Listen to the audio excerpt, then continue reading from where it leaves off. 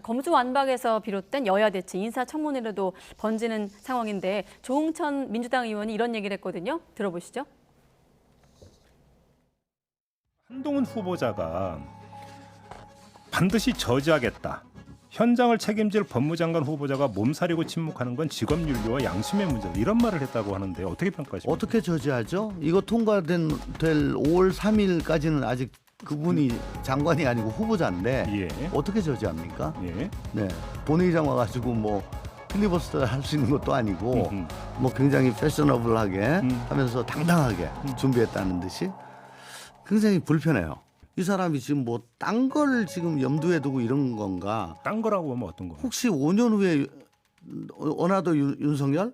이게 왜 이러지? 그러면 이거는 지극히 그러니까 정치적 그러니까 성격을 그러니까 듬뿍 담은 발언이다 이렇게 보시는 거네요. 그렇습니다. 예, 정치인 뽑지 않겠다고 하더니 가장 정치적인 사람을 갖다 뽑은 거 아닌가? 예. 그러니까 한동훈 후보자가 검찰 수사권 폐지에 반대하는 이제 발언을 두고 불편한 심기를 드러낸 건데 한 후보자 인사청문회가 5월 4일로 잡혀 있는 것을 알고 있는데 청문회 아직 시작도 안 했는데 벌써부터 공격이 시작된 것 같아요.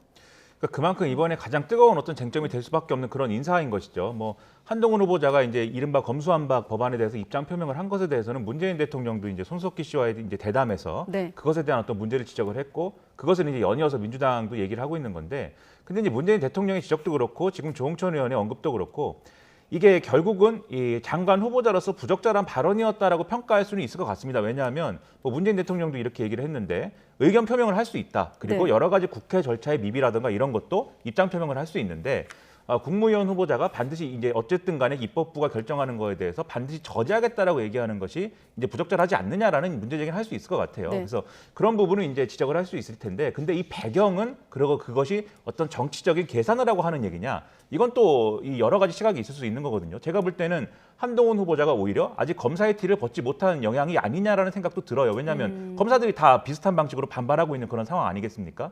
그렇기 때문에 여러 가지 해석이 가능한데 굳이 이제 정치인이다라고 하는 것은 결국 이 한동훈 후보자 인사청문회를 거치면서 일어날 정치적인 효과라든가 이런 것들을 염두에 두고 있고 그것을 우려하거나 또는 그것을 대응해야 된다라고 하는 마음들을 서로 갖고 있는 이게 아닌가라는 네. 생각이 듭니다. 이게 민주당에서도 계속 인사청문회 통해 가지고 한동훈 후보자가 정치인으로 막 이렇게 거듭나고 이런 부분에 대해서 우려하고 경계한다라고 하는 심리를 많이 보여주고 있고 국민의힘에서도 국민의힘 소속 인사들도 한동훈 후보자가 이번에 굉장히 정치적으로 굉장히 이제 큰 어떤 그런 계기가 될 것이다 이런 얘기를 막 하고 있거든요. 근데 이게 결과적으로 한동훈 후보자가 정치를 할지 말지 뭐 정치인이 되는 건지 마는 건지를 떠나서 윤석열 당선인의 최측근인 사람 그것도 검사 시절부터 아주 가까웠던 사람을 법무부 장관에 임명했느냐에 대한 적절성 여부를 따지는 것이 가장 중요한 것이지 뭐 정치적인 효과 뭐 이런 것들은 사실은 평론가들의 영역으로 남겨놓는 게 좋다고 생각을 하는데 네. 이 시작부터 너무 그쪽으로만 과열되어 있는 게 아닌가 좀 우려가 됩니다. 네, 여러 가지 말이 등장해서 지금 자막처럼 소통령이란 말도 있고 만사 한통, 한통운, 또 프리패스 뭐 이런 얘기도 나오고 있고요. 네, 그 비판들 중에서 일단 좀 바람직하지 않다 싶은 것은 어나더 윤석열을 노리는 게 아니냐라는 비판입니다. 그것은 정치적 의도가 있는 거 아니냐라는 뜻인데 그 의도라는 걸 사실 뭐 쉽게 알 수 있는 부분이 아니고 그리고 의도 중심으로 공격하는 게 썩 바람직하지 않고 정확하지 않을 때가 많이 있습니다. 문제를 지적하려면 다른 방향으로 다른 측면으로 지적을 해도 됐을 일인데 너무 지나치게 뭐 차기에 뜨는 거 아니냐 이런 쪽으로 몰아가는 거 이건 거꾸로 이제 이걸 상기시켜 가지고 한동훈 법무부 장관 후보자를 차기 대선 주자처럼 만드는 그런 역효과도 있다라는 것을 좀 유념을 할 필요가 있겠고 저는 이제 한동훈 후보자 한 명한테 집중하지 않고 좀 전반적인 상황 전개를 봐야 된다라고 하는 거예요. 그러니까 분명히 바람직하지 않은 것은 국민의힘이란 정당은 권성동 원내대표를 필두로 해가지고 합의를 했고 근데 그걸 깨는 과정에서 정치인이 아직까지는 아닌 한동훈 법무부 장관도 아니고 후보자가 나서서 그것을 기류를 바꿔버렸거든요.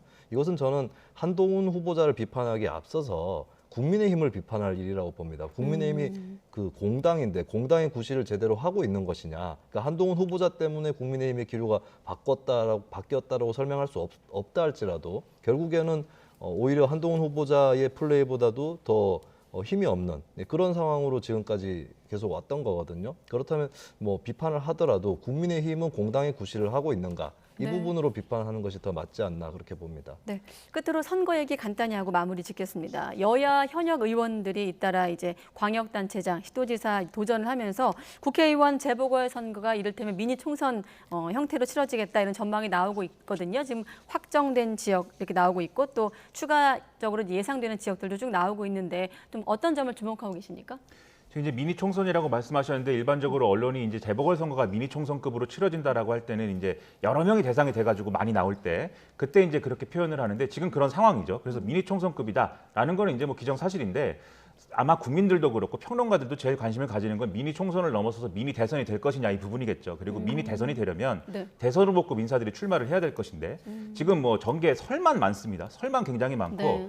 안철수 인수위원장이 보궐선거 나오는 거냐, 이재명 전 지사가 네. 보궐선거 나오는 거냐, 나오면 어디 나오는 거냐 이런 논의가 분분한데 저는 명분을 중심으로 얘기를 해야 된다고 생각을 하는데 네. 명분에 대해서는 얘기를 안 하고 사람들이 그냥 뭐 대권 가도에 뭐가 도움이 되는지 뭐 이런 부분에 있어서만 이제 많이 신경을 쓰고 있어서 명분이라는 건 어떤 거죠? 거기 이 보궐선거라는 게 예를 들면은 네. 이재명 전 지사가 인천 계양을에 나간다고 했을 때 거기 나가는 어떤 이 배경이나 그런 것들이 설명이 돼야 되지 않습니까?